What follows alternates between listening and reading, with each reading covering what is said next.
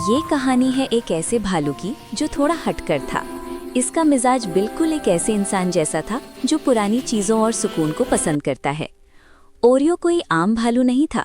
जहाँ उसके बाकी साथी नदी में मछलियाँ पकड़ने और घुर्राने में वक्त बिताते थे, ओरियो को पुरानी किताबें पढ़ना, गर्म कॉफ़ी पीना और नए दोस्तों से मिलना पसंद था।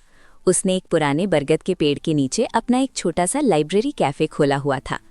ओरियो हमेशा एक चेकर्ड स्कार्फ पहनता था और उसके पास एक पुराना सा रेडियो था जिस पर वो पुराने गाने सुनता था। एक दिन जंगल में एक नया भालू आया जिसका नाम था रॉकी। रॉकी बहुत गुस्से वाला और बुली किस्म का था।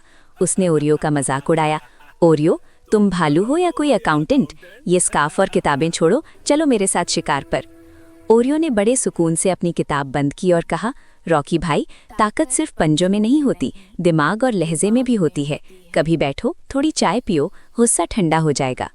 रॉकी ने ओरियो की बात अनसुनी कर दी और गुस्से में एक पुराने शेड की तरफ गया जहां हनी का एक बड़ा चट्टा था। पर रॉकी को ये नहीं पता था कि वो शेड काफ़ी पुराना और कमज़ोर है। जैसे ही उसने चट्टे को हाथ लगाया, शेड की एक भारी लकड़ी उसके ऊपर गिर गई और वो फंस गया। रॉकी चिल्लाने लगा पर कोई उसकी मदद को नहीं आया क्योंकि सब उससे डरते थे।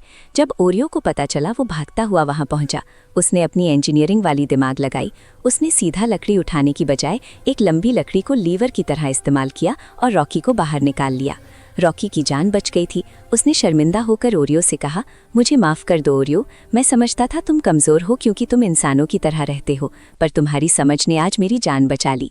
ओरियो ने मुस्कुराते हुए रॉकी के कंधे पर हाथ रखा और कहा, कोई बात नहीं दोस्त, अब चलो स्कार्फ पहनो या ना पहनो, मगर मेरे कैफ़े में एक कप चाय ज़रूर पीना। सीख, हमेशा गुस्सा और ताकत काम नहीं आती, कभी कभी ठंडा दिमाग मुश्किल हल कर देता है। आप जैसे हैं वैसे ही रहें, किसी के दबाव में आकर खुद को ना बदलें।